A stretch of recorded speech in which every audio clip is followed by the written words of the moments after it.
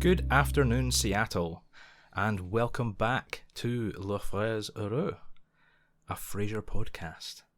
We are back with Season 2, rounded off Season 1 before the new year, and we're back. This is our first recording session of 2022. Yeah. How exciting. First recording session since the show's gone live as well. That's true. Yeah. That's true. We have just released the first episode, which is fun, exciting. Scary, exciting. Yeah. We've gotten some good feedback on it so far. Have we? Actually, yeah. Got a couple of... You've been manning the social media. I've kind of taken a step we've back. We've gotten a couple of great reviews in, actually, already. Good. Which is really nice. I've picked out a couple of them, which I think would just be worth looking at. So we've got one here. Frères, Heureux is sick as... Sure. Totally Obviously. Stoked for episode 2.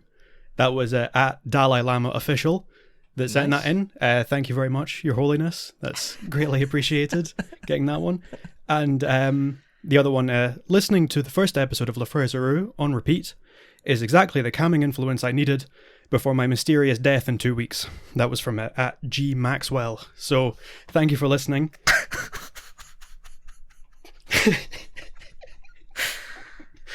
We appreciate any and all feedback on the show. Thank you for your great reviews and your kind words, and all the best for the foreseeable future. Here was me thinking that we would start 2022. It would be a new book, you know. We'd take the podcast a bit more seriously, you know. We'd be settling into the groove of things. No, we'd be doing our bit more critical analysis of the show, bit more, you know, brotherly fraternal influence. Nah, exactly the opposite. You just hit me with that. We're just going buck wild all over it. We're getting unhinged. It's 2022. Okay, I'm going to wind things just back a little. Back on track. How was your new year? It was nice. We have a nice time. Yeah. A wee bit of a break. It's been a few weeks. It's been a couple of weeks since we've recorded. Yeah. There was a bit of a gap. Yeah. But that's nice. It's good to be back. Time between seasons. I feel like we've started to hit our stride a wee bit. Yeah, I think we're getting into it. After the first couple of episodes, the recording sessions, you know, it was a little bit shaky, a little bit, you know, we're kind of getting to grips, and now we're zooming off. Yep. On that magic carpet to fame and fortune. Of course. Like Aladdin, sort of. Exactly. Like Aladdin. He was famous and fortuitous. Okay, anyway, I'm going to wind it back again. Yep. Getting off track. So we're back on Season 2. We left Season 1 on a just phenomenally high note. You know, yes. Season 1 rounds off with some of the best episodes in the entire show. Definitely. And start of Season 2 in general kicks off quite well, I think. Except for the first episode. You're not big on the first episode? I am not big on the first episode at all. No? No, I'm not. The first episode being Slow Tango in South Seattle.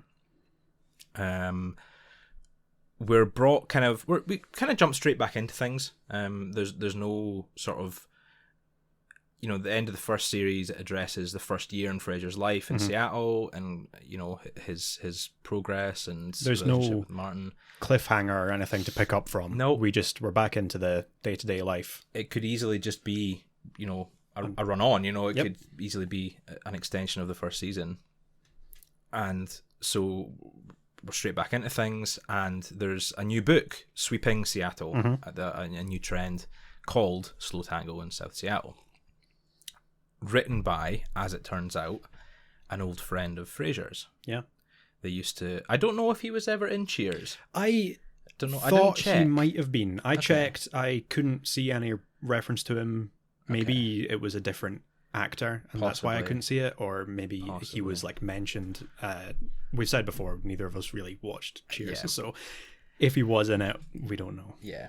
But anyway, he was a friend of Frasier's. He was a fellow Cheers patron, and after you've got a cheeky wee smirk, and I don't know why. I'm laughing at my Ghislaine Maxwell joke again. I'm sorry.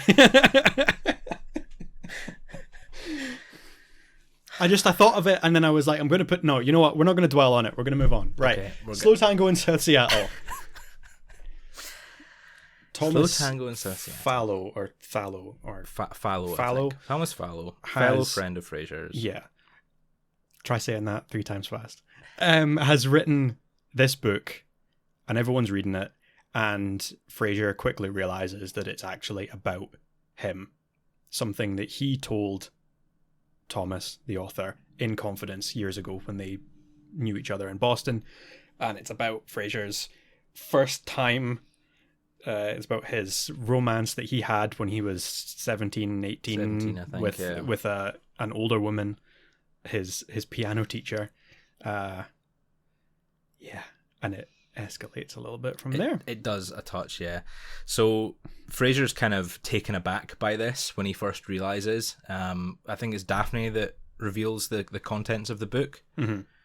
Oh no, sorry. She reveals it to everyone else. Frasier comes in having had read the first few chapters or whatever. Yeah. And realizes, oh shit, it's about me. Mm-hmm. This is my story. And Daphne, having just started it as well, it kind of expands on that with Martin Niles. And that kind of snowballs to everyone finding out about it being Frasier, he being the protagonist in the story. Or I guess protagonist. I suppose. Yeah. There's a couple of good jokes with Bulldog and Gil. Yes. Gil Chesterton Making acknowledging it and and taking the piss. And yeah, it kind of... Frasier's very upset by all this, and I think rightfully so. Yeah. I think he's justifiably angry. Huge invasion of privacy. Absolutely. About something that's very intimate. Absolutely. Yeah. And, you know, it's been...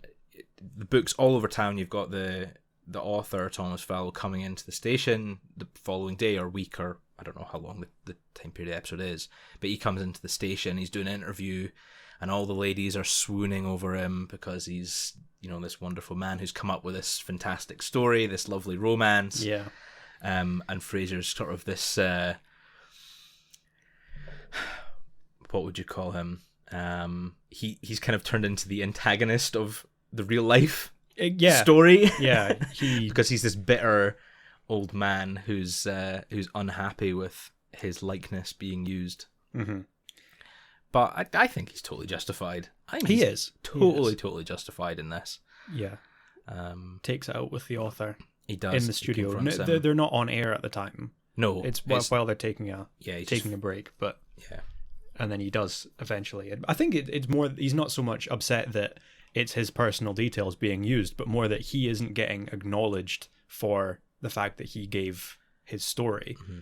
He feels like he's owed at least a bit of gratitude, if thanks. Not money. Yeah. He wants just a thanks in the book, I think. And after shouting and screaming at the author in classic Kelsey Grammer, loud voice, lots of long words, tailing off fashion, he makes the author cry and and then all the women rush in to make sure he's okay. Poor Frasier, being the villain. But so he does get his sort of apology and his acknowledgement, but it doesn't really settle right with him. Frasier he doesn't feel like the situation's been laid to rest yet. Yeah. And having a chat with Niles and Martin back in the flat, as they do, Niles kind of expands on that and thinks, well, you know, you've had closure with the author, and that's fine, but did you ever really have closure with the woman? Yeah. What was her name? I've got it written down here somewhere. Oh no, I've forgotten. Miss Warner. Mrs. Warner. Miss Warner. Miss Warner, I suppose. I don't think... Oh, she wouldn't have been married. She wasn't married. She says actually later on that she never married. Mm-hmm. So Miss Warner. And Niles kind of suggests, oh, well, maybe it's her that you need to speak to and get closure on it and sort it all out. Which leads to a bit of almost soul searching. He kind of weighs up if it's something he wants to do. Mm-hmm. And there's this wonderful scene where Frasier is sitting back and there's a voiceover. He's sitting back reading his book, and there's this great voiceover, and of course Kelsey Grammer just has the most wonderful voice. He does have a lovely voice. Just so deep and, dare I say, like, sensuous. Yeah. It just totally suits him reading like a romantic novel. And he kind of skims through a few pages, but he gets to the end eventually. And he leaves a rose on her pillow, mm-hmm. and then says goodbye with a kiss on the cheek or whatever it is, and goes off into the sunset. And the wonderful scene concludes with Daphne walking through with a closed book and smacks him over the head with it. Yeah, obviously she's reached the same point. Yeah. But Yeah, I don't think you could blame him really for doing that as a young man. I mean, it's not exactly the most sensitive way to end a relationship, but as a 17-year-old, it's not easy to.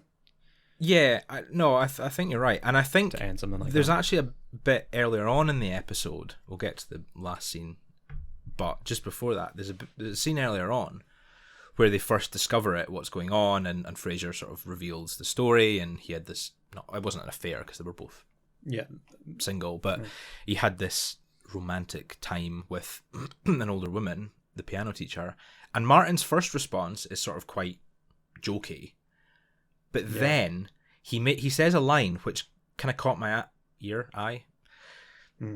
It caught my attention. Yeah. And his response is that the piano teacher is taking advantage of Frasier. Yeah. Which, in that position, she kind of was. He was technically underage. 17, for America. That's not a. She was. It doesn't really confirm what her age was, but I assume it was sort of late 20s, 30s. She makes a comment at the end. Frasier does go to see her. The final scene is her going to see her, and she says something about not being. She wasn't into 40-year-old men then, and she still isn't now. Mm-hmm. I kind of took from that the implication that she was probably around 40. Yeah. When they were involved. So you're talking 22, 23 years difference. Yeah, a fair age gap. Yeah. And I thought it was quite almost refreshing for a show that came out 30 years ago now, almost. Well, yeah, 94. And this series would be 95? Yeah. 96? 95? Well, I suppose this would have been 90. This would have been 94 because it started in 93. Yeah. Yeah, sorry. Yeah, so almost 30 years. But anyway, almost 30 years. And Martin's response, after some initial joking, is the older woman took advantage of the younger man, which I think is the right attitude in that situation. Yeah. You just don't often get it. You kind of got, there's loads of jokes and other things about like older women and cougars and blah, blah, blah, blah. And, obviously all this whole culture of younger men sleeping with older women, which isn't really gone into a whole lot of detail here. It's all quite... It's still light. A bit light, but but just that response from Martin kind of impressed me. Mm-hmm. I thought it was quite nice seeing that. It's not something that I'd ever really paid much attention to before, but no, I like that. I like that a lot. I like Martin. Yeah, he's got a good heart. He does. But anyway, yes, as you say, we move on to the final scene, and Frasier goes to see Miss Warner, and he's greeted at the door by this lovely older woman who's obviously quite elderly, and doesn't remember their meeting. What did he say, about 25 years ago? They had the I keep wanting to say affair. I guess you could say affair, just not in like a cheating sense. Yeah, it was a romantic time. Relationship, I guess. I don't know. Just, their time together. She doesn't remember, and as much as Frasier tries to get her to. And I love the older Miss Warner. I think she's just so cute. Yeah. She's just so lovely and friendly and so accepting of Frasier into the house and telling her these stories of when she was younger. But of course, it turns out that is actually Miss Warner's mother. Yes. Who I suppose would be Mrs. Warner. Who possibly is Mrs. Warner, yeah. And the younger Miss Warner, who still must be, I mean, if we're saying she's 40 and that was 25 years ago, she must be 60 plus. Yes, yeah. comes into the room and reveals that it was actually her, and she does remember Frasier and remembers this whole story, and you know, it's a nice little scene where they kind of make amends, and neither of them have any hard feelings. You know, Frasier apologizes and thanks her for the time, apologizing for, you know, leaving her abruptly, and they're both quite, you know, they're both fine with it. They're both. They both look back fondly on what happened. Yeah. And they don't hold any grudges with each other, and they both move on. Yeah. We get the idea that Frasier was maybe going to ask her out. Yeah. And then turns out she's already seeing someone who is notably younger and more handsome and than even Frasier is. And that's when she makes the comment about, I wasn't into 40-year-old men then, and I'm still not now. Yeah. So the guy's probably maybe about 30, you know? Yeah, younger guy. And you know what? Good for her. Honestly, I made a note on that. And she's quite, you know, unashamedly, you know, open about her feelings. You know, she says she's not married and she never married. Yeah. She openly says, you know, I'm quite, I don't want to date people my own age. I want to date younger men. And she's quite just open about it. And it's not played as, you know, it's just quite nice. Yep. Seeing her being quite confident about it and open about it. And whilst obviously it was a bit dicey when Frasier was only 17. Yes. There's a big difference between a 30-year-old. If she's dating an older, but you know, 30-year-old, older than 17. Yeah, older than 17. Man, and she's an older woman, and they're both happy, then, you know, fine. Good on them. Mm-hmm.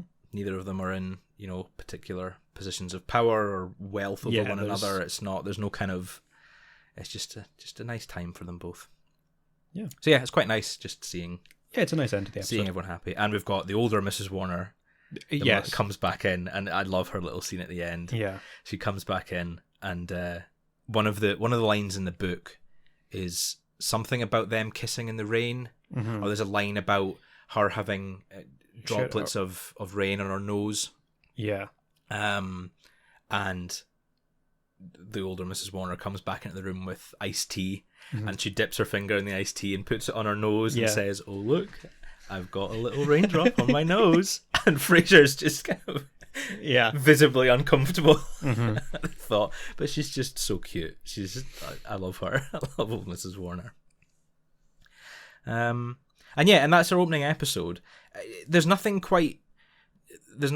particularly sort of overarching about the plot. You know, there's no tie-in from the previous episode. No, My Coffee with Niles, really. Which, you know, as I say earlier, tied off the first year of Frasier's life. This one's sort of very standalone. It just opens the new series. There's nothing particularly special about it. That's probably what I would say. There's nothing particularly special about it. It's quite middle of the road for me. It is. I know we're not doing half marks. Yeah. But if we're going to half cups of coffee, you could give it a half cup if you want. No, I'll just confuse things. Okay. All right. We'll stick with that. If we're doing full numbers, full cups of coffee, we've ordered them from Cafe Nervosa. We're going to go full cups. Right. They don't come in half measures. Makes sense. So I've decided to mark it down. Okay. So I would go very middle of the road if I had to. If we're going marking out of 5, I would give it 2.5. Right. But I don't think it, in my eyes, it's not good enough for a 3. No. So I'm going with a 2. With a 2. With a 2. 2 out of 5 cups of coffee for me. Fair enough. It does not fill me to the brim. Yeah. No. I would give it a 3 because I do like aspects of it. One of the things that I really like about this episode, and you get it a lot in a lot of the other episodes really, is that when one of the two brothers, either Frasier or Niles, is kind of the main focus of the episode, there's always a lot of great just jokey dialogue with Martin teaming up with the other brother to kind of make fun of whoever it is that's going through whatever it is they're going through. So there's a lot of great dialogue between Niles and Martin in this one, where they're kind of making jokes about, you know, Ms. Warner was Niles's piano teacher as well, but while Frasier was getting his Rachmaninoffs, he was actually learning to play the piano, and, you know, jokes about that and things along those lines between the two of them, which I really enjoy. I think Niles and Martin haven't really had that much of a chance together to have quips with each other at this point, and it's nice to see. So, and I actually noticed that about this first disc of season 2. In all of these 6 episodes, there's not a huge amount of time between Martin and Niles. It's not. I think it's later in this season that we start to see that a bit more, and more frequently. Mm-hmm. But yeah, so okay. I'd give it a 3. You give it a 3? Okay, no, that's fair. That's fair. Nothing to argue with over that. No. So we have our opening episode. Very standalone, could easily be placed anywhere in the first few seasons, and wouldn't make a difference. Mm-hmm. The next episode, Unkindest Cut of All, is notably better, I would say. I think this is a great episode. It all revolves around, well, it starts with a rather rude neighbour, I would say, barging into Frasier's flat. Yeah. Accusing Eddie of getting her dog pregnant. Yeah. Which he probably did, the little rascal. Yes. And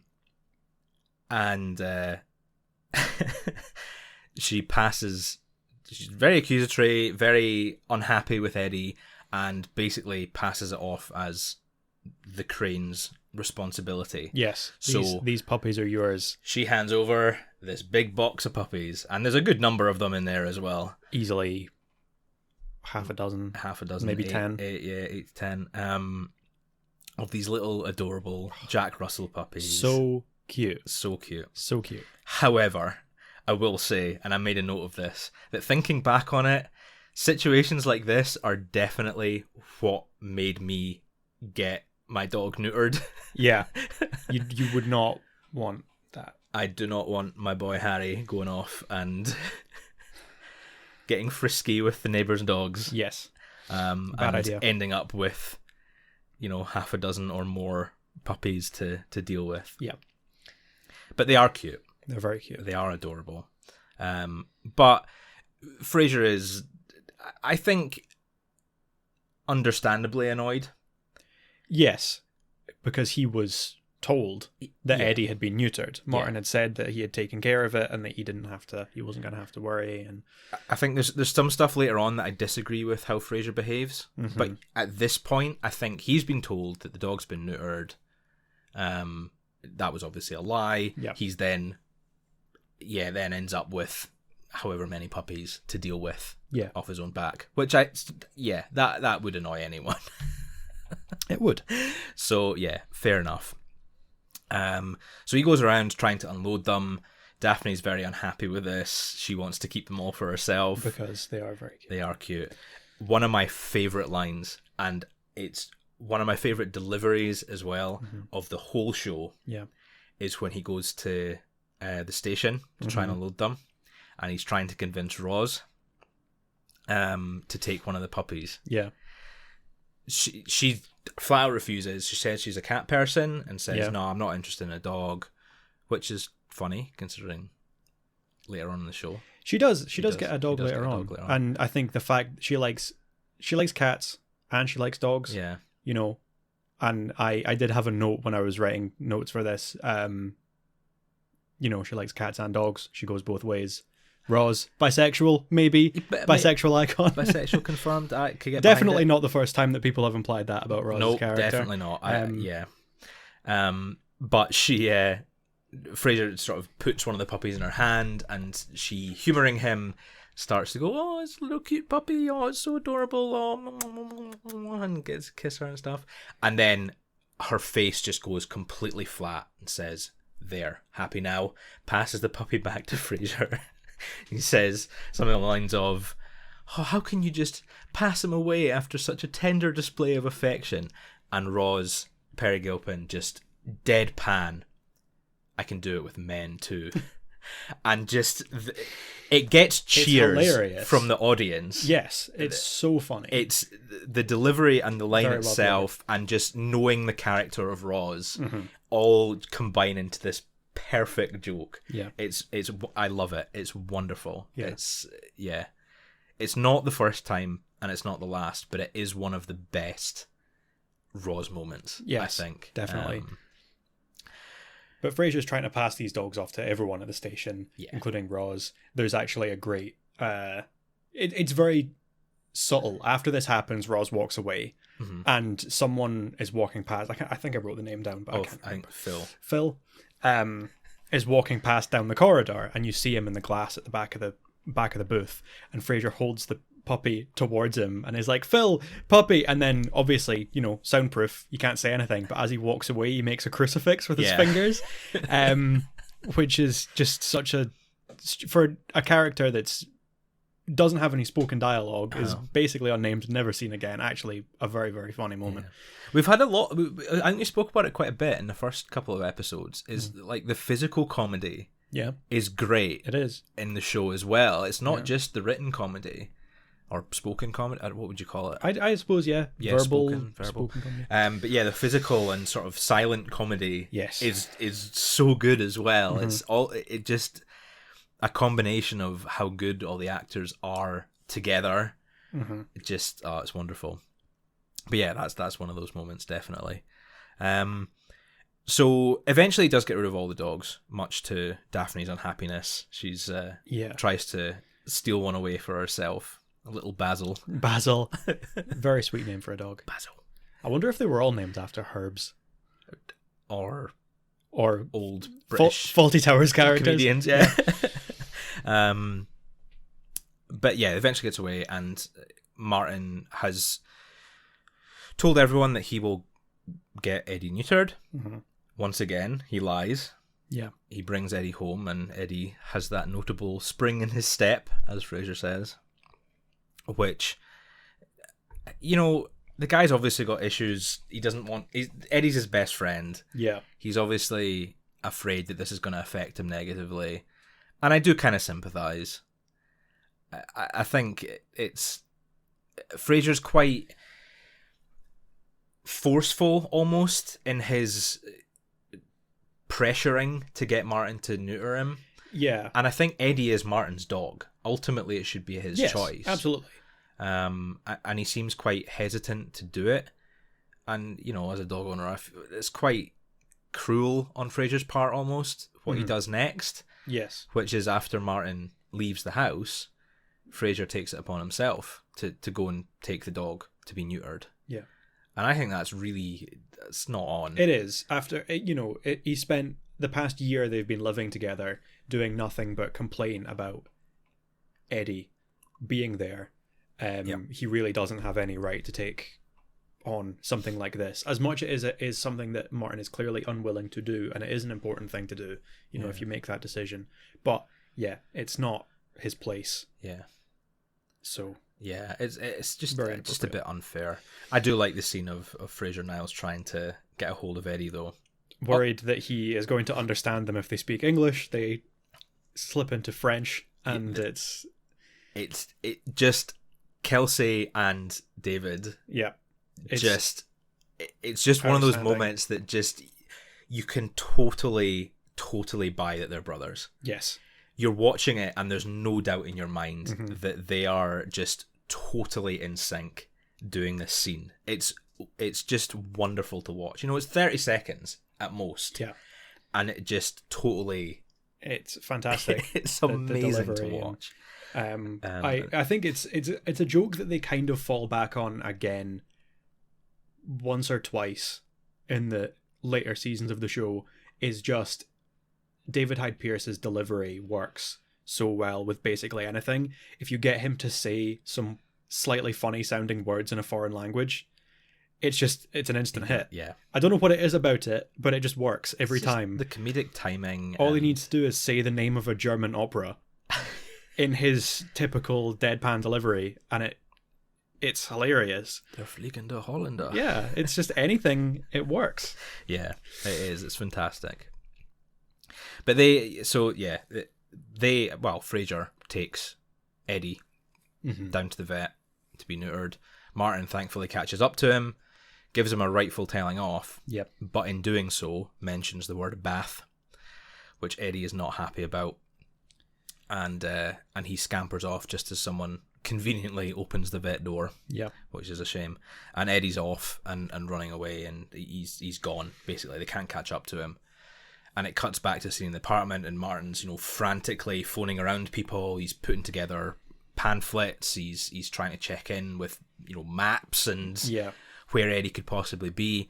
And honestly, I sympathise. Oh, yeah. Like, I think watching it when we were younger, we didn't have dogs or really pets at all when we were younger. You don't, until you have a pet, you don't quite realise how frantic that you would be. Yeah. Like, you kind of watch it and you're like, oh, Martin's trying to look for his dog. He's trying to find the dog. And it's just kind of very flat.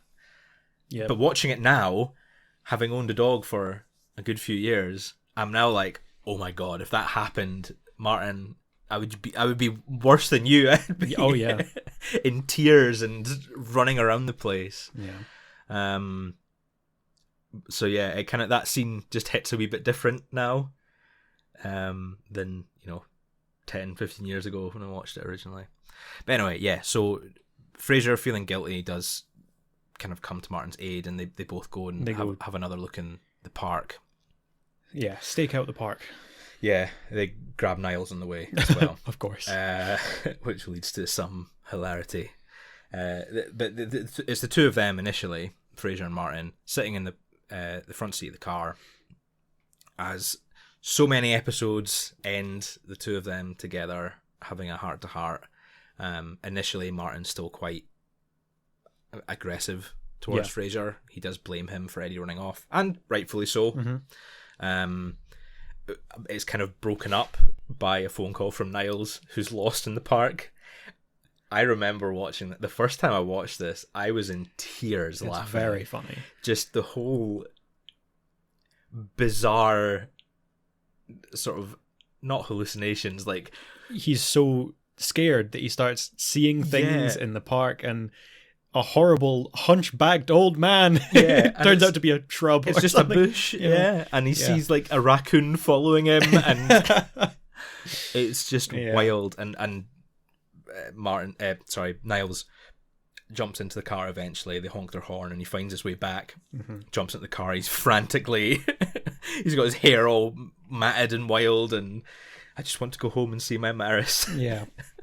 So they let him go, and they both kind of settle, Martin and Frasier, and they have this sort of nice forgiveness, I suppose, on Martin's part. Yeah. He kind of understands Frasier's point of view in it. I still think he's wrong, but yes, he is. But they kind of come to an understanding. Yeah, it comes down to the same thing that it's happened before, and it'll happen again.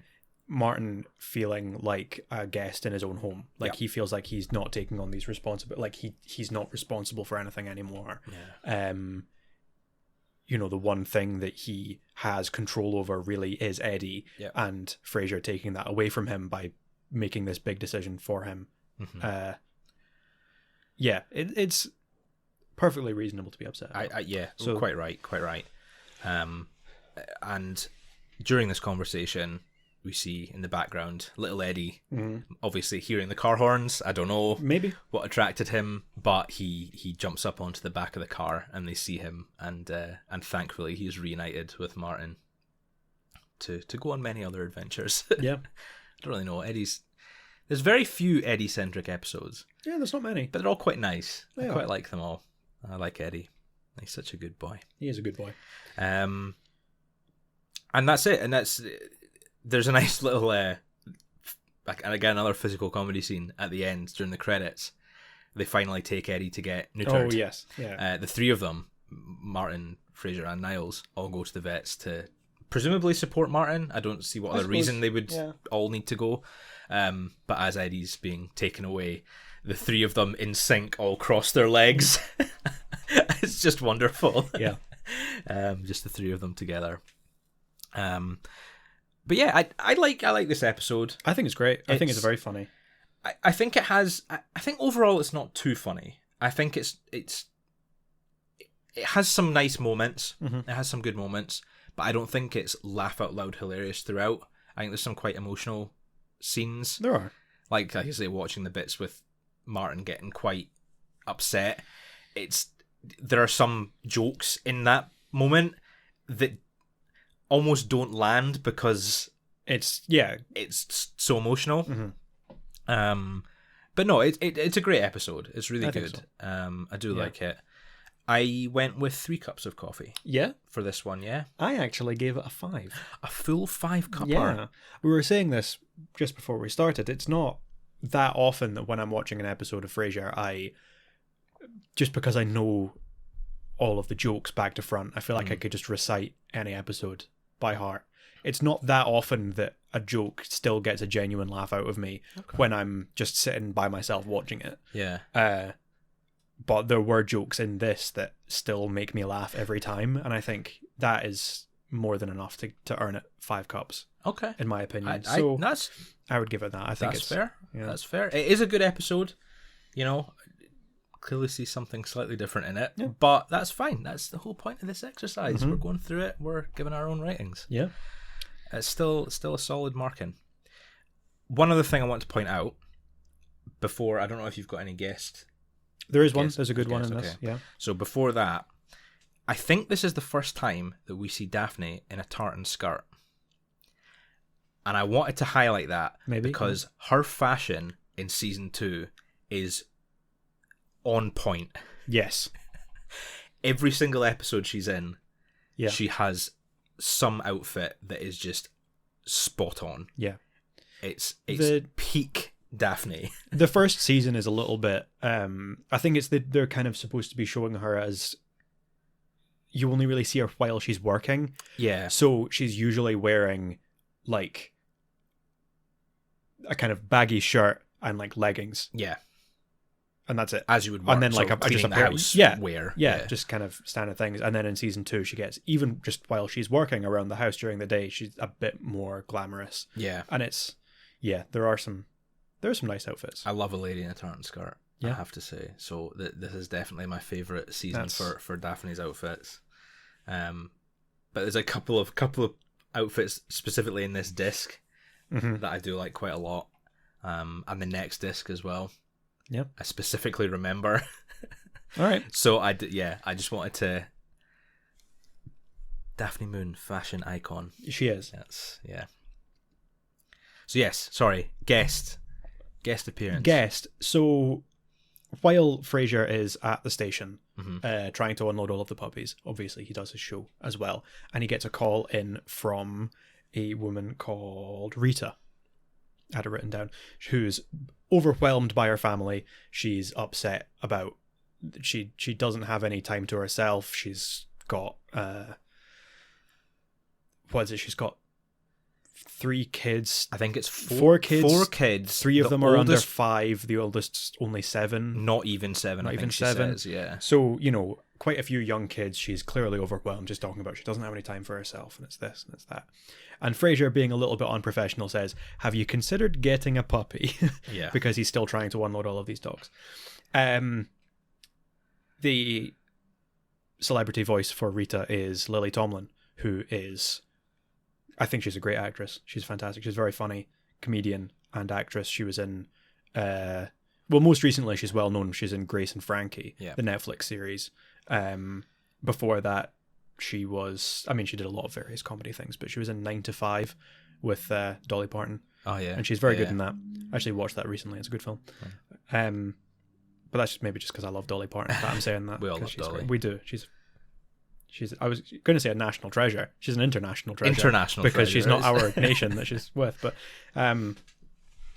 so that's a great little guest call. I always get Lily Tomlin and Rhea Perlman mixed up.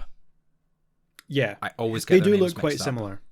Rhea Perlman, obviously in Cheers, was in Cheers, yes, and was married to Danny DeVito. Correct. Yeah.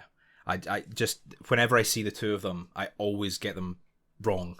Yeah, I always get them. They do look up. quite similar. I think Lily Tomlin's kind of just taller, just stretched out a bit. Yeah, but and I think they're just quite similar sort of careers as well. Sort of lots of comedy but yeah, good. We also missed, and I only noticed because I got it up on screen, a guest caller from the first episode.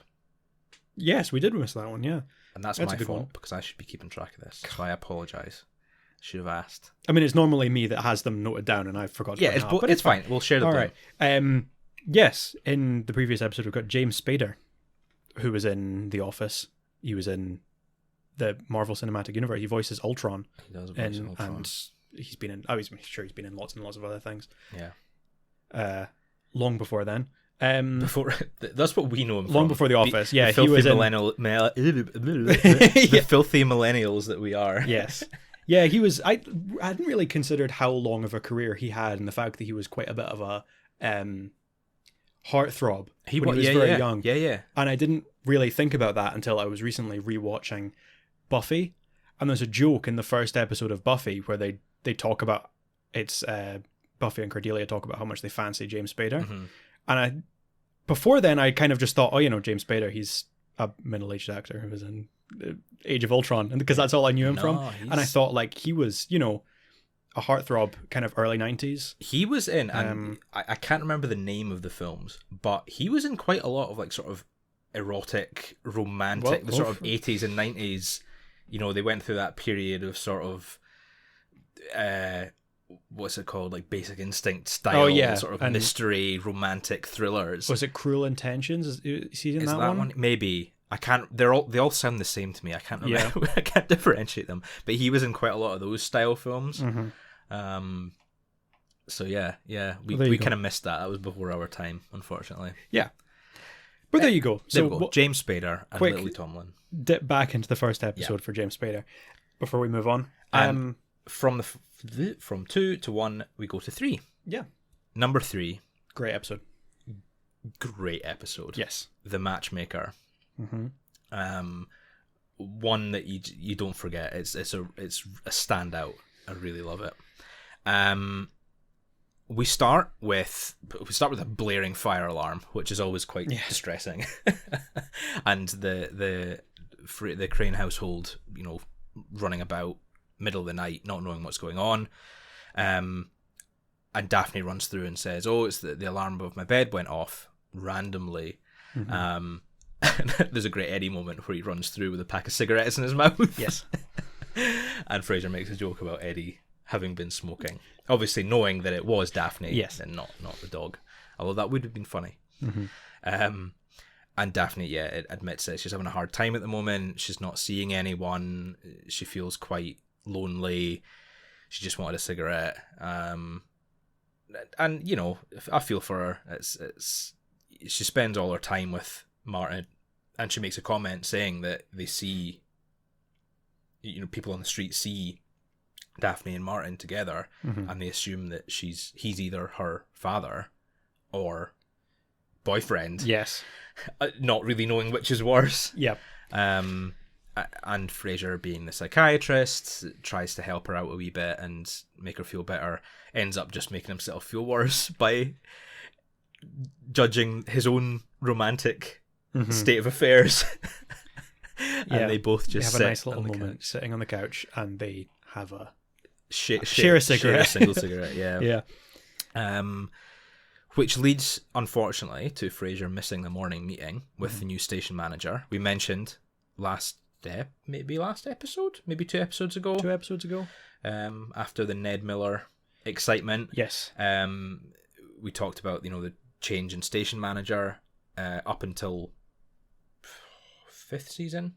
There's a wee bit of turnover with station managers. There's quite a bit, station owners and stuff. And so Frasier misses the morning meeting, introducing the new one. Roz comes in and gives him a bit of a telling off. And that leads to a great scene. Frasier says, I was having a competition with Daphne on who has the worst relationship. Bright side, I won. Yeah. And Roz decides to also help, but her way of helping is trying to pawn off her old ex-boyfriends onto Daphne, which both Frasier and Niles have something to say about. Make fun of her for. Yeah, which poor Roz. Yeah, she's trying to help in her own way. It's not her fault that she's had a lot of exes. Although I did find it a bit strange that she has so many of them. Sort of has their phone numbers and still addresses and on stuff. Good enough terms with that. Yeah, it's she not would set him up often with, that you would sort of see that. One of her friends. But I don't really know if that's weird. I've not really had I have no idea. Enough partners. No. I don't have any on talking terms. So to me it's strange that you would have so many, but anyway. So she's a bit annoyed by this. Yeah, Roz is a bit hurt by the implication that her boyfriends wouldn't be good enough for Daphne. Yeah. I mean, it's not unreasonable to think that they would date the same kind of men. No, I don't think so. I think, Daphne does date a few different people throughout, and some of them are sort of a bit more... One in particular is he's described as, meat and potatoes. Right, yeah. Very working class. Yeah, quite a few working class which is sort kind of of guys. similar to how Roz, the sort of people that Roz dates. So yeah, I think it's fair for her to be a bit annoyed about that. Yep. And she continues to be annoyed at Frasier throughout his show afterwards, and the new station manager comes in after Roz has given Frasier a bit of a telling off. Mm-hmm. New station manager Tom comes in, very handsome man. He is very handsome. Objectively very handsome man. Yeah. Comes in and introduces himself to Frasier, says hi and stuff, and it turns out they've got a lot of similar interests. They're opera, he's been to England. They talk about the theatre and kind of similar sense of fashion. They both like kind of English suits, and so they get off on a great foot. And Frasier, we obviously see off the back of the conversation with Roz, he's kind of in his head, he's thinking, oh, this could be good for Daphne. Yeah. So he invites Tom over for dinner. Absolutely fine, totally innocent. Just, you want to come and have drinks at mine? Tom says, yeah, sounds good.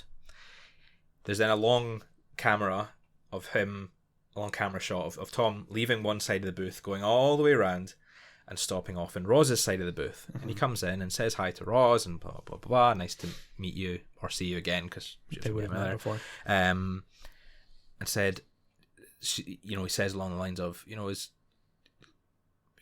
what kind of wine does Frasier like? It's like, oh, why you ask? Oh, he's just asked me out on a date. He's just asked me over to his for dinner. Yeah. And Roz, being still annoyed, and oh dear, excuse me, bumping the table. And Roz still being annoyed with Frasier, does not correct this. Yeah. And simply says, Frasier loves a Chardonnay. Yeah. Setting him up to be embarrassed later on. Yeah. Which is, a little bit at the expense of Tom as well, which is a shame. It is. But it's more at the expense of Frasier. So yeah. But one thing that I really like about this, the whole episode, in fact, Tom is obviously gay. Yeah. And is played as such. But he's not... The joke of the episode is not that he's gay. Yeah. That's simply part of the whole farce. Mm-hmm. The farce is the joke. Yeah. The fact that Frasier's mixed up and invited someone for Daphne, not realising that it was actually invited for him. Yeah. And I quite like that. I like that you've got a gay character who comes in and it's not... I don't think there's any actually jokes at his expense. No. He's not part of all the jokes. Not playing off any stereotypes. There's no crude innuendos about gay sex or anything. Yeah. And I think that sort of contrasts to the like of Gil Chesterton, who there are quite a few occasions where there are jokes about his sexuality at his expense. Yeah. As you say, like the sort of stereotypes and innuendos and things like that. This episode's quite nice that it doesn't rely on that. The humor is all about the farce. Yeah. It's not about the fact that he is gay, which is really nice, and I like that about the episode. Yeah, that's true. And I just wanted to bring that up. So yeah, they go back to the flat. Frasier's preparing for dinner. Obviously invited Daphne and Martin as well, I think, initially. Yeah, he does. He says for four, so Martin as well. So the whole household's there. He's sort of building Tom up to Daphne, but she's not really keen. She seems quite hesitant. And understandably, she doesn't know him. She didn't ask him first. He didn't ask her first, sorry. Not a fan of the idea of blind dates. Yeah. And who could blame her? I don't think I would be very keen on an ambush. No, I think that would be pretty horrible, to be honest, especially if you don't know the person at all. And Frasier's quite critical about her appearance as well. Mm-hmm. He sort of says, "Oh, that's what you're wearing? Could you not put something a bit sexy on?" He does this great little move. He asks her to put on a strapless bra, and he does this sort of little shimmy thing, kind of, yeah, which is great. Daphne says, "Do you know how uncomfortable a strapless bra is?" Frasier says, "Well, yeah, thanks to my fraternity days, I actually do," which I love.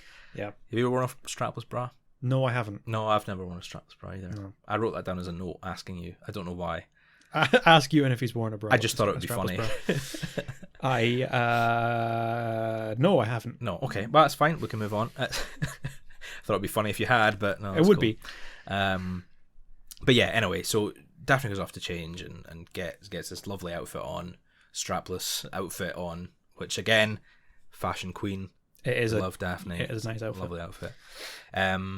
And the evening kind of goes on, and there's this whole farce around Tom believing that Frasier's interested in him. Frasier makes jokes about the view from the bedroom. Yeah, this kind of accidental flirting. It's great. I love it. But poor Tom. And Daphne, not Daphne. Niall shows up at the door, and he just assumes that he's invited. He takes the glass of wine out of Frasier's hand. Yeah.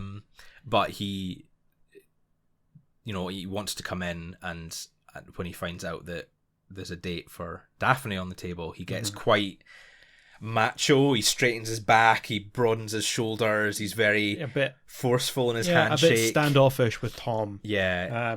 And it's not until Tom quite reasonably confronts him in the kitchen and says, "Look, have you got a problem? Is there something I've done or said? Do you have a problem with me dating your brother?" And Niles stops in his tracks and realizes it all kind of clicks, and he realizes what's going on.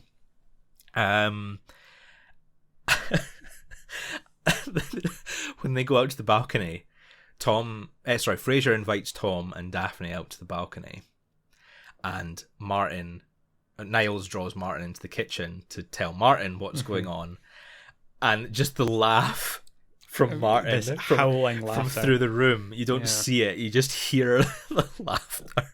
It's beautiful, absolutely beautiful. And even after that, even after they know what's going on, I love that they still, at the expense of Frasier, get a couple of good jabs in, and don't reveal the whole situation. Daphne goes off to freshen up her lipstick after yet another misunderstanding. Frasier thinks that Tom wants to be alone with her. Actually, he wants to be alone with him. Yep. And Niles says he felt he needed to tell Frasier, so he quietly takes him aside, says, "Oh yeah, we need to tell you this. Dad wanted to, but I won the coin toss." And I just love that. I love that they argued about who gets to tell Frasier the truth. And even whilst telling him what's going on and the misunderstanding, he's still getting some good jokes in. He's still getting in some good jabs at Frasier's expense. Frasier's shocked at the idea that there could be this misunderstanding. He says, "What? Tom's not gay?" And Niall says, "Well, he seems to be under that impression." It's great. It's great. And again, it's never at the expense of him being gay. Yeah, which I like. All these jokes are very. They could easily have just gone the lazy route and just made a couple of offensive cracks about gay people at this point. I mean, this was only, 1994. This wasn't. I mean, it was never okay to make fun of gay people, but it was a lot more common then than it would be now. Yeah, absolutely. And there are plenty of other shows that definitely would have stood. I mean, if you think this was several years before Homer's Phobia, the episode of The Simpsons with John Waters in it, which was kind of seen as a bit kind of pioneering for... It changed a lot. ...representation of gay people in comedy shows like this. But even it had quite a lot of jokes about gay people and gay stereotypes. Yeah, there is on top of the jokes about homophobia. A lot of the terms used as well are quite... was probably not commonly used now. One in particular, they were actually going to use something that is a incredibly offensive slur, starting with F.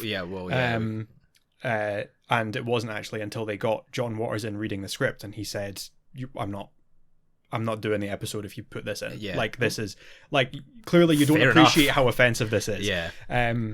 So, yeah.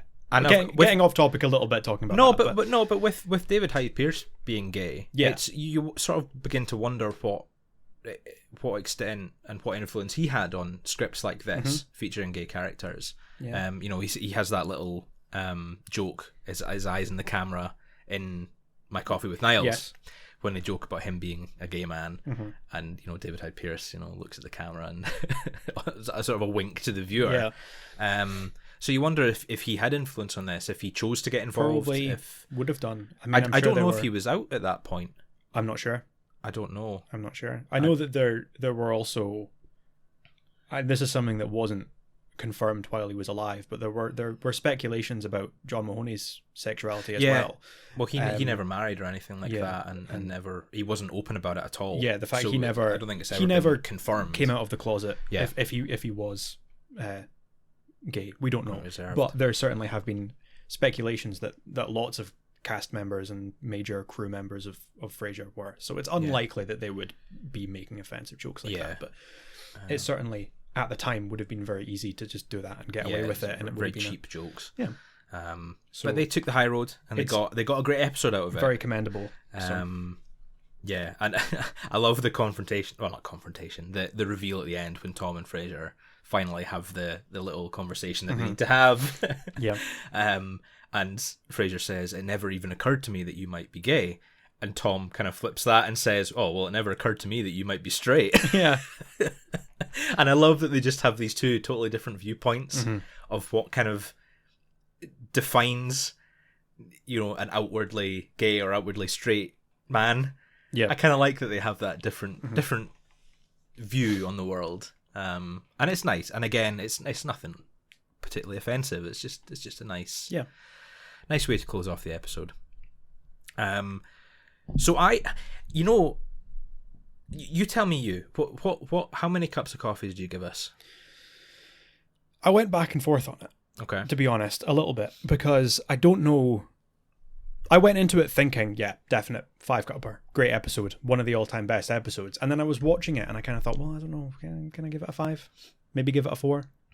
And I'm going back and forth. And even now, I don't know. That's really strange. It's a good thing that we're not going for half cups, because otherwise I would just settle on 4.5 and I'd cop out. I'm going to give it a 5. You're going to give it a 5? I'm going to settle on 5. I'm going to change my mind yet again, and I'm going to go with 5. So because it's really funny, because when I was watching it earlier, I watched through it all, and I was like, that was really good, but I think that's a 4. I don't think it's quite a 5. Yeah. Excuse me. But talking about it now, and going through it, and thinking about how well written it is, and how funny it is. Doing the exact same thing. I actually might bump it up.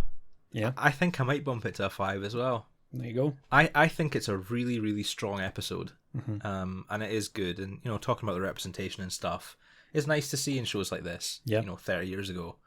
Almost 30 years ago. It's nice. And it's important. And it is. And, yeah. Very. I'd definitely pour another cup of coffee for that. Yeah. Yeah. Okay, cool. We're in agreement. That's fine. That's fine.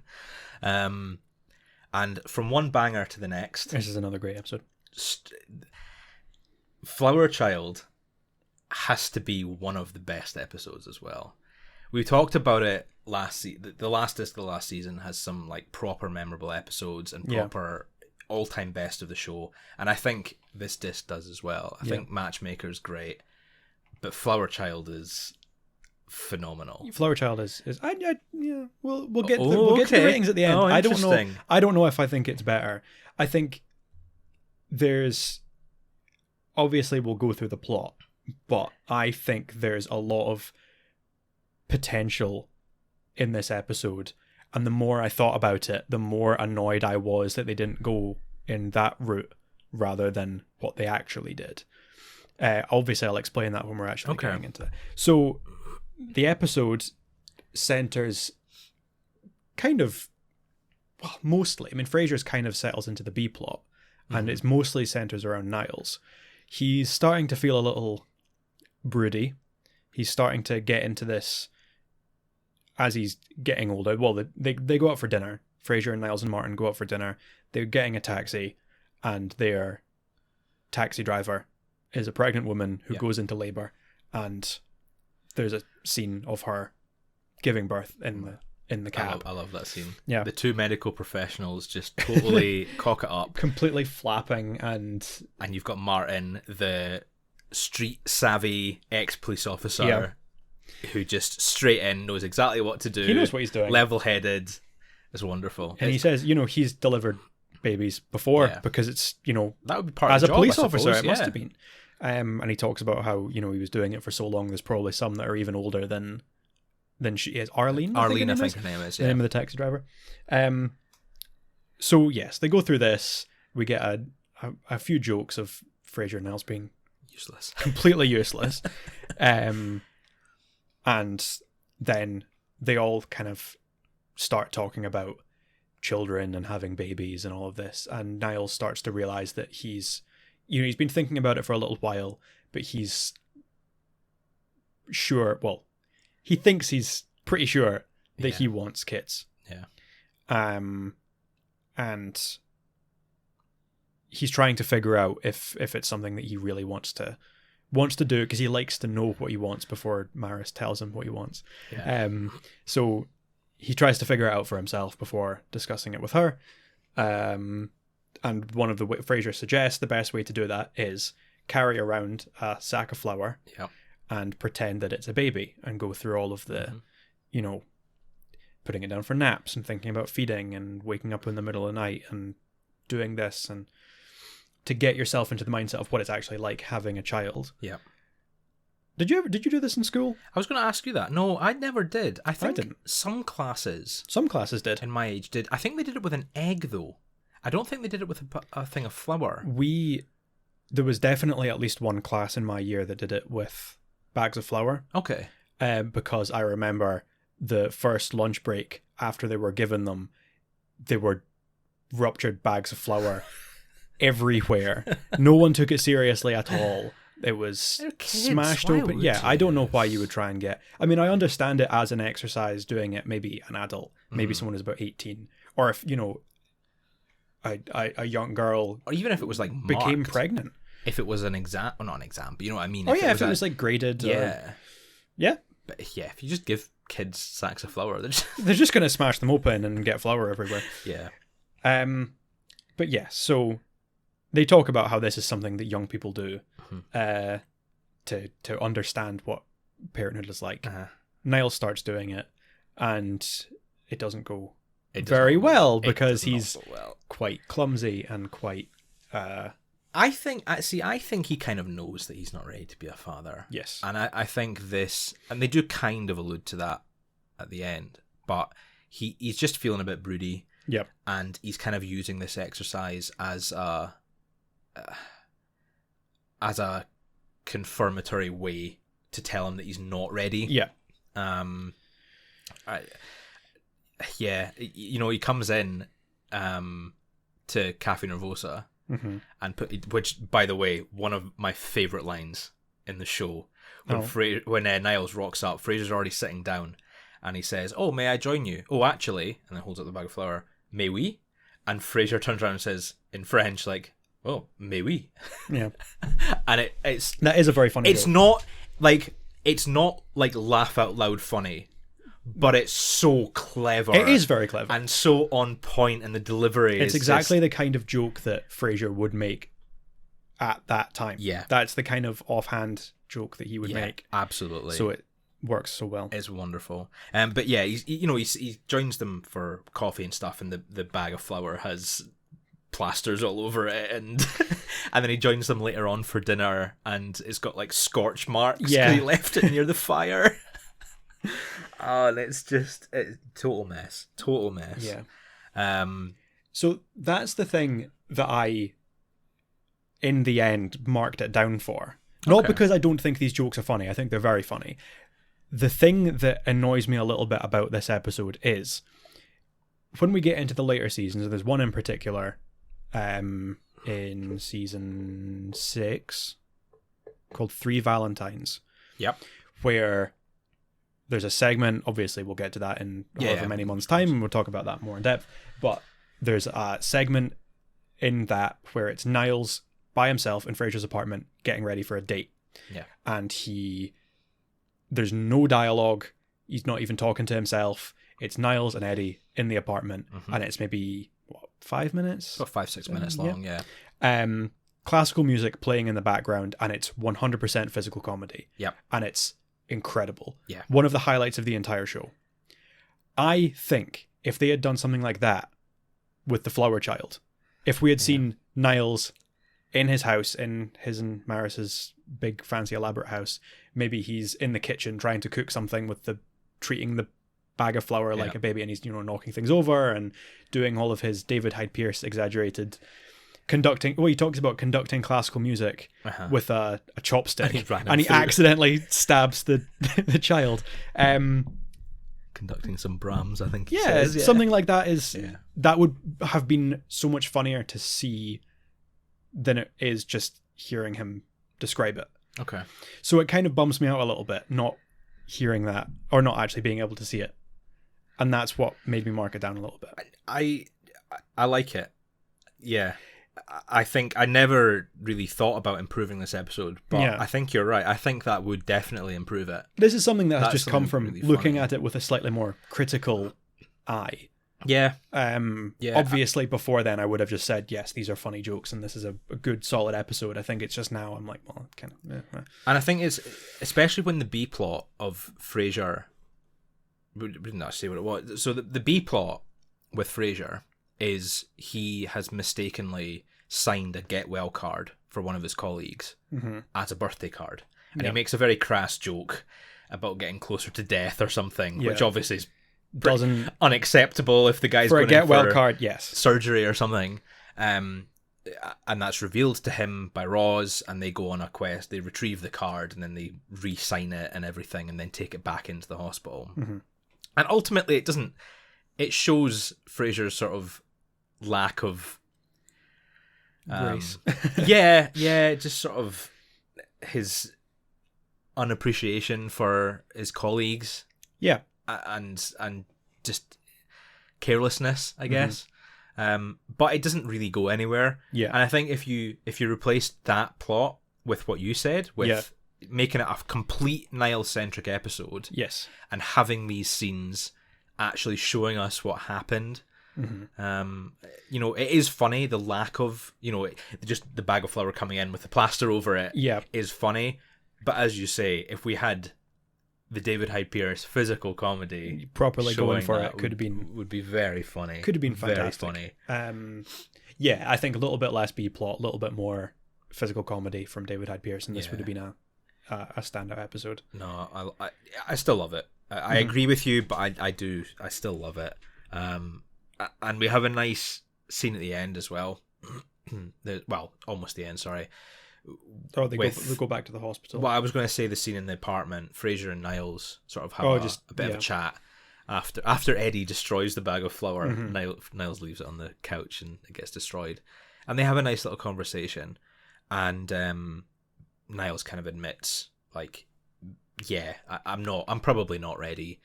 Maybe in 5-10 years, whatever. Basically this exercise I think proves that. And it got me to thinking, like, obviously with David Hyde Pierce being gay, he and his partner would have to adopt or surrogate or whatever. There was no chance of like accidental pregnancy, anything like that, unintended basically. So I wonder if there's any truth to sort of Niles' performance there, to David Hyde Pierce's performance, and sort of saying, I think I have to really want it. I have to know that I would want to have a child. Very possible. In order to actually do it. Which was quite, almost put a little bit of a damper on it. It's quite a funny, it's emotional, but it's quite a funny scene. And I was kind of thinking about it like, shit, actually, yeah. I don't know if he has kids. I don't know if he and his partner have kids. But yeah, I wonder how much influence real life has on Niles' feelings there. Yeah. But I thought that was really nice. I thought it was a nice wee scene, and just a thought that that came to him watching it. And the final scene, of course, is them going to the hospital and tying things up. So they bump into Arlene with her baby, and they say hi, and Niles holds the baby and kind of gets final confirmation. The baby starts screaming because he's holding it wrong. Yeah. And he gets, final confirmation that it's, not right now. Yeah. Not for him. And that kind of ties off. But it ends, the final shot actually ends on a sort of sour note. Not sour, no. Solemn, I think is the word. Of Niles sort of pensively looking into the, what do you call it? The new baby ward. I don't know if you incubators. I don't know. They're not really incubators, are they? Them? There's the room with maternity the big glass, wards and you can with watch, all of the watch the new babies. Mm-hmm. And he just kind of looks sort the of baby zoo. The baby zoo, yeah. The watch room. Yeah. And Niles looking at it and just kind of fades to black. Most episodes have a slightly more upbeat ending, and that one's sort of quite. Yeah, it's a little sad. No solemn, yeah. But anyway, I love it. Yep. I think it's fantastic. I think it's one of the best episodes of the season. It's definitely up there on the show. Yep. In ranking. I think it's probably the episode I've laughed out loud the most at so far. Yeah. Every scene with Niles and the flower child. Is just so funny. Mm-hmm. It's unbelievable. We really couldn't go through if we sat and just listed all of the jokes. I didn't want to. We can't do that because it's going to take the whole rest of the episode. It's so good, so funny, and I quite like the sort of heartfelt undertones to it of Niles exploring if he's ready to be a father. Top tier, easy 5 out of 5 cupper for me. Yeah, easy 5 cups, easy. I give it a 3. I think it's maybe just because the more I thought about wanting to see some more David Hyde Pierce physical comedy, I got a bit salty and I thought, I'm not going to give you a 5 because you didn't do that. But no, I don't know if I would have given it a 5 even then. I think I went a bit back and forth on whether it was a 3 or a 4. Okay. And then I've settled for 3. Fair enough. No, I definitely think 3 is quite low. Yeah. For an episode of this caliber, I think 3 is just a touch too low for me. Yeah. But that's fine. You give your ranking and I'll give mine. Yep. And we'll carry on. We'll move on.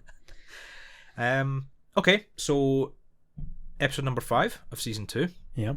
Another good episode. I quite like it. Maybe a step down from Flower Child. I think it's hard to follow that. Yeah, I'm not as big on this episode, to be honest. No? It feels a bit inconsequential to me. Like, there's not really much tension anywhere. There's not really anything going on that I don't know. So, Duke's We Hardly Knew Ye centers around Frasier and Niles have sunk some money in investing in a property company firm or something. Yeah, I didn't really understand. I think it's they put in $5,000 each. I think it's $10,000 for a share in this. They're building a mini mall somewhere. I don't even know what's a mini mall. But it's a small mall. Like it's just a small, just a shopping center of some sort. A miniature shopping center. Whatever. They've decided they're going to invest in this mini mall that's getting built. I think they're planning on going out and celebrating it, and then Martin says, well, I'm going to Duke's, come and join me in Duke's for a beer, which he had never done before, which is very suspicious. Duke's is his place where he goes with his boys. He doesn't go, he doesn't invite the family. That's what they said. He never even invited Hester back when she was alive, and she could be quite the rummy. Duke's is his place for his time with his friends. So it was weird that he invited Frasier and Niles.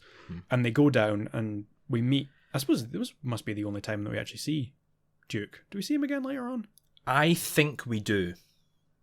He definitely gets mentioned. He gets mentioned a lot more. A couple more times. Well, quite a few more times. Long-running friend of Martin. I'm pretty sure we do see him again, but I can't remember where. Yeah. We'll keep an eye out for him. Yeah. Yeah. But yeah, so they go down to Duke. We meet Duke. We meet some of Martin's friends. And it's when they're there that Frasier and Niles find out that Duke's is getting shut down because the building is getting torn down in order to build a new mini mall.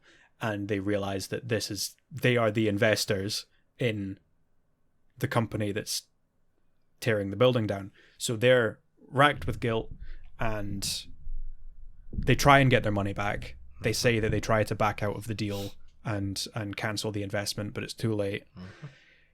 Frasier tells Martin, I mean, at first he's upset about it, but they don't have like a screaming match. They don't have a blowout. It's just Martin's clearly upset about it, and then I don't know. I think at first he does blame him. He is quite upset. You know, he does say, you know, in the last year you've given away my chair. No, yeah. You've lost my dog. Yeah. And now you're tearing down my favorite bar. Mm-hmm.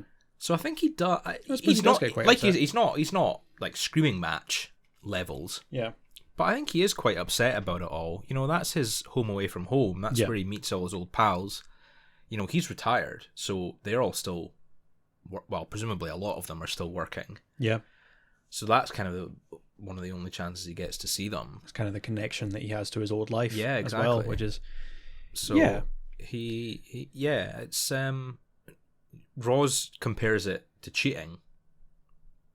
Yeah. And so earlier in the episode, she says, you know, why would you tell Martin about it? Yeah. There's no need to tell. Sorry, him not comparing Jukes to cheating. Yes, I was confused what you were saying. Compares the situation to cheating. You know, you have a one night stand with someone else.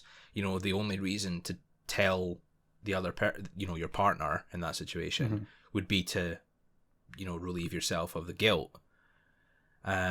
And that's kind of what she compares the situation to. You know, it's not going to change anything. Yeah. So why would you tell Martin, you know, other than to relieve the guilt that you feel? Yeah. I was kind of thinking, like, I don't know that I agree with that. No, I don't. Like, I don't know about you. I would tell them. Yes. In both of those situations, I suppose. Yeah. But specifically in the one with Martin, you know, I would tell him quite openly because, to be honest, I don't think he really did anything wrong, Frasier and Niles. They didn't know that it was Dukes. No. They had no idea. I mean, you could assume they wouldn't have done it if they had known. Yeah. And regardless of whether they invested or not, this firm would have still torn the building down and built the mini mall. Yeah. So it doesn't make much of a difference, really, whether they invested or not. You know, it's understandable being upset and feeling guilty when you're connected with that. But, yeah, it wasn't their fault. Yeah, I think, what you say about Martin not being overly annoyed, I think he is, but I think once he kind of processes it, he kind of understands, okay, it isn't really your fault. There's nothing you could have... Yeah. Nothing you have done would have changed the outcome in the end. Yeah. Which is, fair enough. Am I carrying on? You carry on? No, me carrying. Okay. We've not got a proper process. No, we don't. We just kind of look at each other and just roll with it. Yeah. So they kind of have this nice chat in the evening. Martin pours the milk on. Frasier was good when he tells him. But they go and have one last drink in an empty Duke's before it gets demolished. I love that Martin, you know, they make peace with it, and then Martin summons Niles with the phrase, you know, I've made my peace, only a fool would try and stop this, and Niles runs in. Yeah. Obviously trying to stop it. He's alerted his lawyers, he's going to stop it. And in what is possibly the biggest set piece of the show, definitely one of the biggest. Yeah, it's a big... We have I don't know, would you call it set piece? What would you call it? I don't know. Practical effect, I guess. Yeah. Of the show. We have a wrecking ball of some form fly through the window, narrowly missing the Crane boys, and starting the destruction. And obviously Niles has failed in his attempts, but Martin has made peace with the situation, and they kind of move on. Leave it there. I guess move on. There is a slight B plot to this episode, which, since we have spoken about Daphne's wonderful fashion, I want to make a point of including. Daphne's going on a third date with her boyfriend. Yeah. Which is, I don't know if it's necessarily quite quick, but after her, drought of men 2 episodes ago and her complaint in the middle of the night about not having a love life, she's obviously turned that around and she's got a new boyfriend, and they're going on a third date. Third date, obviously notorious for the first time that you sleep together. Yep. Or so I'm told. And she comes out wearing this absolutely stunning dress. Yeah. It's this sort of almost like Japanese style, quite straight. It's not quite a kimono, it's sort of sleeveless dress, but the sort of material looks silk sort of and kind of I don't know how you would Asian kind of pattern. style sort of. Nice. It's gorgeous. It's got her hair up done and beautiful queen of fashion. In my notes I just wrote Daphne, love heart. Yeah. But there's a great scene when Frasier finally tells Martin about the situation with Jukes, and Daphne walks in. It's the middle of the night, and Daphne walks in just back from her date. It's actually the subsequent date, the 4th date, I think. Yeah. And she's making a point of saying, "Oh yes, he's a proper gentleman. We didn't go in for all that third date nonsense and blah blah blah blah blah." And then as she walks away, her back is all like muddy, grassy and muddy. Yeah. After and it's been a walk. It's been buttoned up wrong and through the park. Yeah. Which is is a couple of scenes for this whole B plot, but I quite like it. It is pretty funny. It's good. And just Jane leaves and Daphne Moon, queen of fashion. Absolutely. Going for it. So yeah, I think it's quite a good episode. Yeah. Comparing it to the previous, I think it does lose a bit of a dip, wee bit of few B marks, but I gave it. Well, no, you tell me first. You go first. I'll give it a 2. Okay, slightly lower than what I would give it. Yeah, I went with 3 out of 5. Yeah, I went with 3 full cups of coffee. Yeah, almost gave it a 4. Mm-hmm. Almost went for a 4. I think it's quite a nice episode. It's not overly funny. Yeah, it's got a few good moments. Particularly actually the scenes with Daphne in it. She's got some good one-liners about going on a date and telling Frasier Niles off. There's a joke about the perfume. Is that this? Yeah, that is this episode. That is episode. She's trying to decide what perfume to wear, and based on what date it is. Yeah, they say that she should wear the more forbidden. The more exotic of the 2 perfumes. But I like Martin's stories. I like stories about Martin's sort of life as well, and his story with Jukes and how much it means to him and things like that. So I quite like it. I almost gave it a 4, but I kind of settled for a 3. But a 2 and a 3, okay. Yeah. I'm not overly critical on you for that as much as I am for the previous markings. No, that's fine. Right. It's fine. Cool. And here we are at the final episode of Disc 1, Season 2. Yeah. Season 2, Disc 1, whichever way around you want to go. Has a sort of significant dip, I think, in quality. Yeah. From the previous episodes. The botched language of cranes? Of the cranes? Of cranes. Oh, I thought there was a "the" in it. The botched language of cranes. I've put a "the" in my notes. Oh, well, you got it wrong. I did get it wrong. Yes, you did. There's no "the." I presume it's a reference to something. I don't know. Oh, it must be what it's a reference to. But yeah, and it's it's just kind of a boring episode. Yeah. I don't really know. It feels. I think it suffers similarly to. Well, no, I was going to say one of the previous episodes that we spoke about. I can't remember which one it was exactly. We spoke about missing a second act. Oh yes, the Seabees episode from season 1. It's the Seabees episode, yeah. And I don't know if it's maybe because it's sort of an awards show and it's quite a similar setup. It does. No, I agree. It feels similar. Like it is missing something. It feels like it's missing a middle segment. Yeah.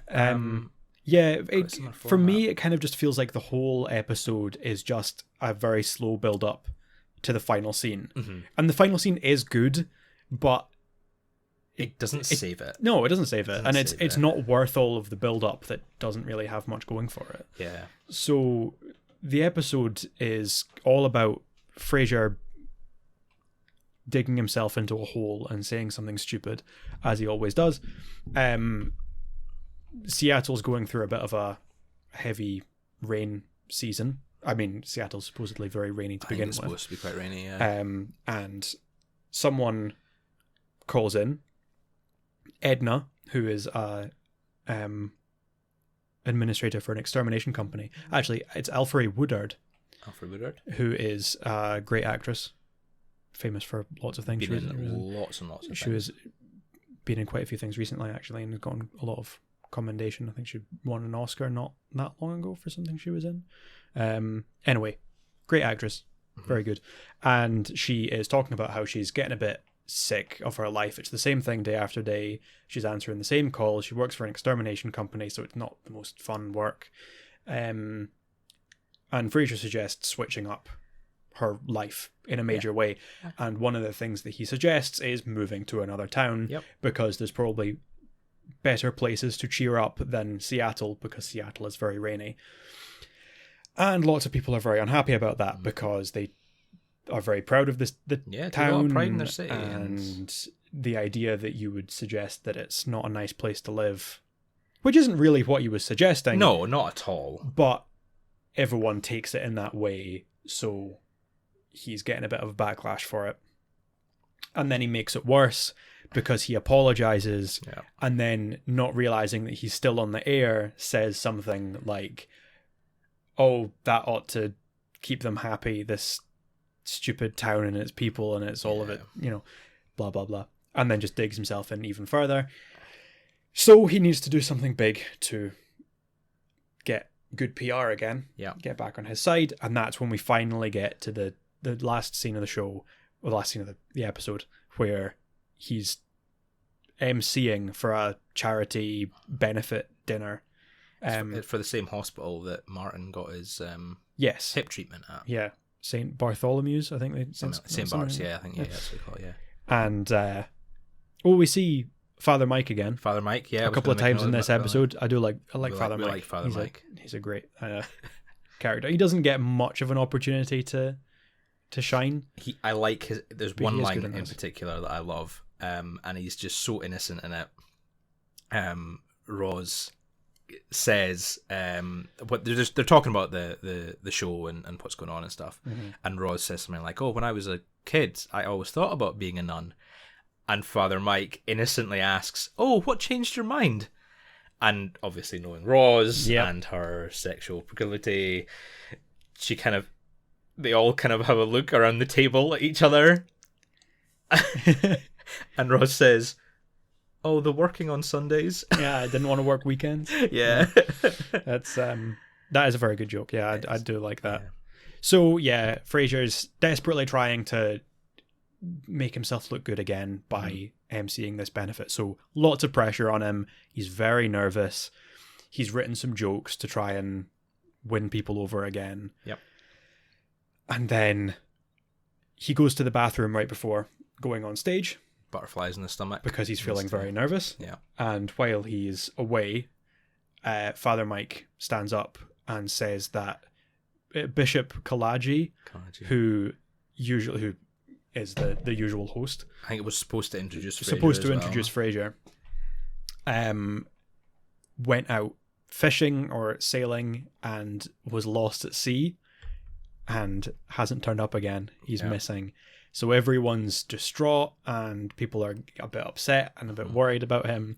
And then Frasier comes on and makes some incredibly insensitive joke. I mean, accidentally, of course, because he doesn't know. Yeah. But talks about the bishop. I'm sure he'll drift in eventually. And he starts telling a joke about a priest and a rabbi on the Titanic before it sinks. And, you know, I was talking about this recently. I was watching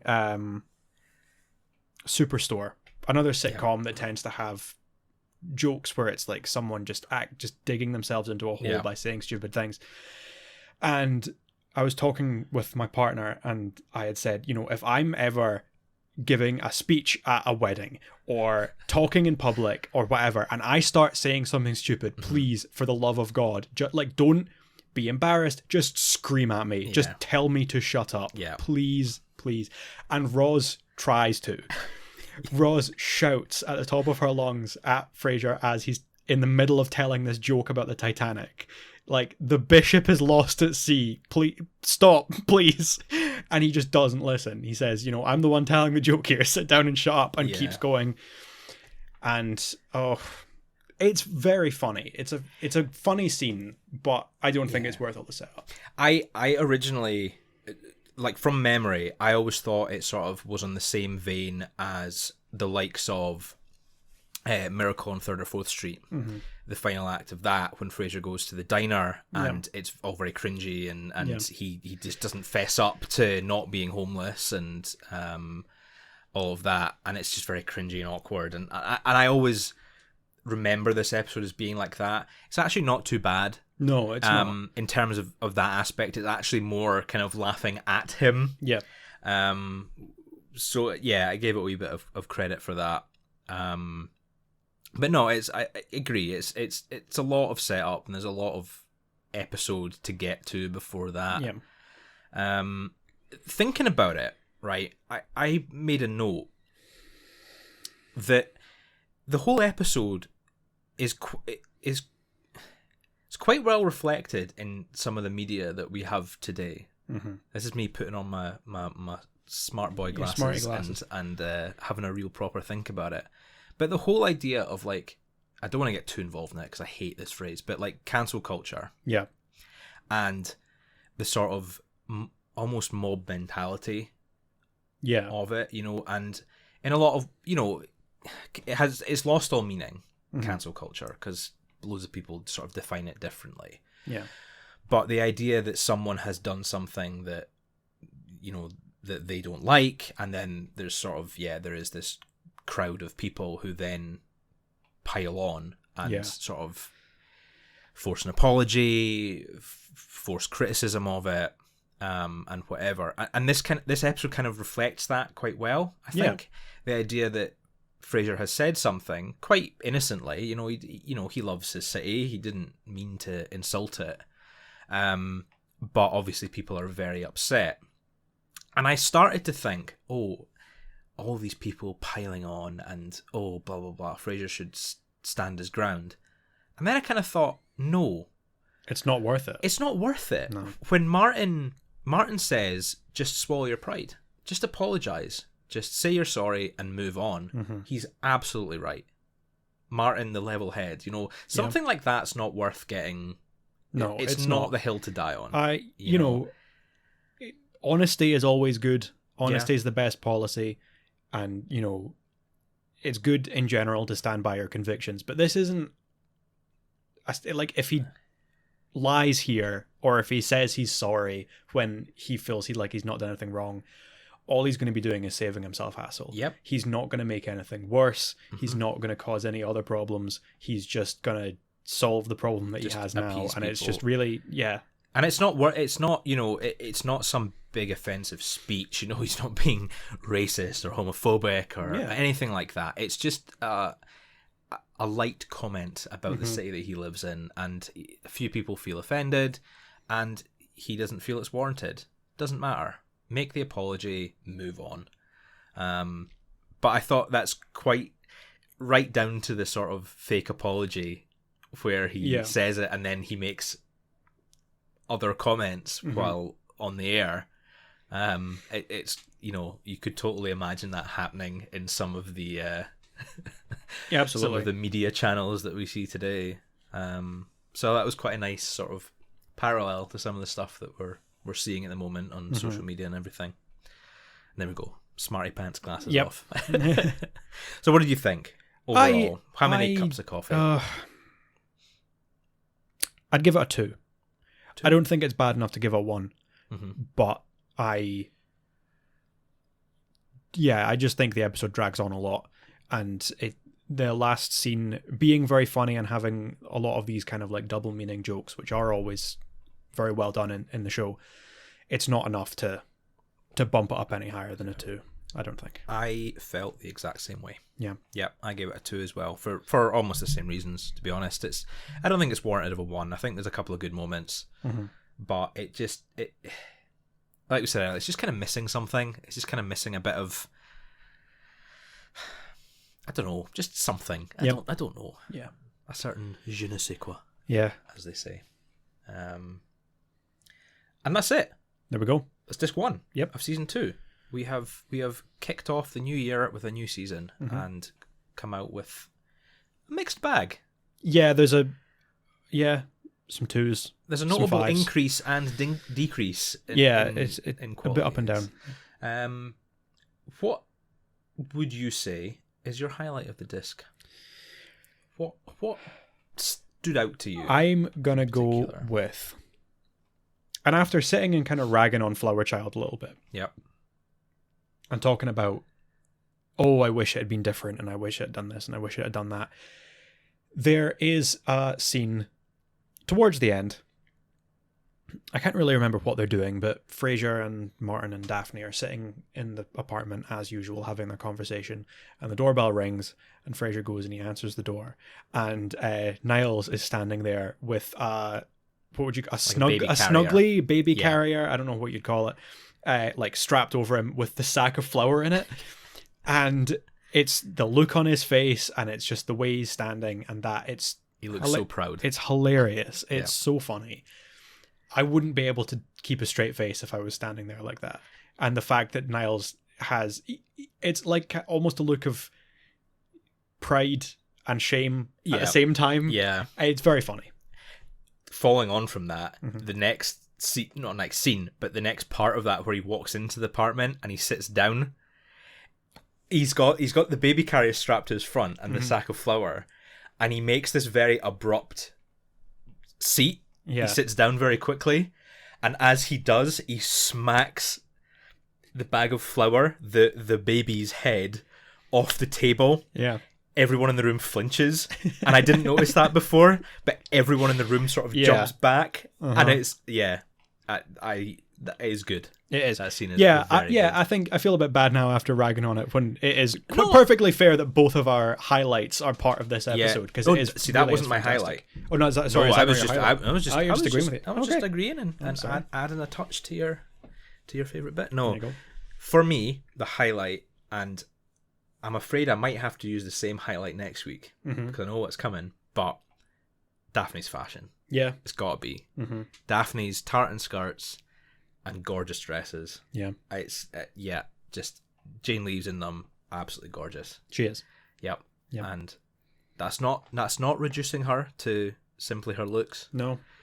But in this disc and the next disc as well, she's just got some fantastic outfits. Yeah. And I just absolutely love them. I absolutely adore them. I actually made a note, and I forgot to say it during the episode. It's actually during Flower Child as well.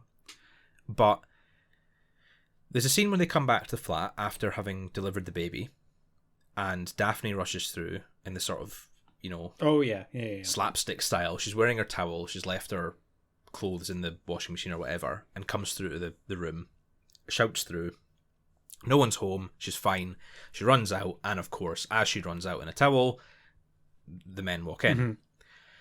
And it kind of got me thinking, for a household that, if we include Niles, we've effectively got 3 men and a woman. Yeah. 2 of the men single. Okay, Martin's a bit older, but yeah. Frasier at least. And a young, attractive woman. Yeah. all living under the same roof, all in very close contact. There's no sort of... She's never reduced to sort of sexual joke. No, not really. There's never a one-night stand between Frasier and Daphne. There's never, an awkward kiss or something after a drunk night out. And I was kind of comparing it to the sitcoms that we get, more modern sitcoms. Yeah. That's a lot more frequent and a lot more common that we get, the sort of single woman accidental one-night stand, accidental kiss, blah, blah, blah, blah. And Daphne's never reduced to that kind of joke. Yeah. Which I really like. And it, there's been a lot of stuff in this disc that's sort of very refreshing. It is, yeah. Even in a 30-year-old show, it's really nice to see that certain people, certain sexualities, whatever, they're never reduced to just that. Yeah. And I really like that. And I just wanted to point that out because I forgot during the time. No, well. So is there anything that you didn't like? I realise we've kind of gone off. I kind of like doing just the highlights. Yeah. I feel like if there's anything you particularly didn't like, now is the time to say it. Yeah. But I don't think we need to do a low light every episode. There's nothing that really jumps out to me. There's a few kind of... They're not even uncomfortable or cringy moments, especially. I mean, no more than anything that's been in other episodes. Yeah, no... Yeah, no, I was thinking that. I don't really want to be thinking about... I so rarely have bad things to say about Frasier. Yeah. There are a few, and I think later on as well, there are a few that sort of, episodes that let the rest of the disc down. Yeah. That let that run of episodes down. But here it's kind of, it's up and down, and that's fine. And yeah, we won't dwell on it. So there we go. Yeah. Episode 2. No. Season 2, disc 1. Done. All finished. So with that, I still can't remember how are we signing off. I don't know. So we're sitting. You need to help me out here. Well, have good day and good mental health. Yeah, but which way around was it going to do it? It's going to say thanks for listening. No, thanks for listening was going to be the last, wasn't it? I don't remember. I'm the one editing these. I should know. I'm going back and listening to them countless times. Okay, we'll leave it. We'll leave it with thanks for listening. Have a good day and good mental health.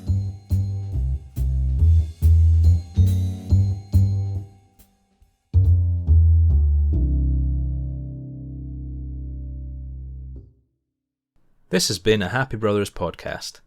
Make sure to follow us on Twitter and Instagram at HappyBrosPod.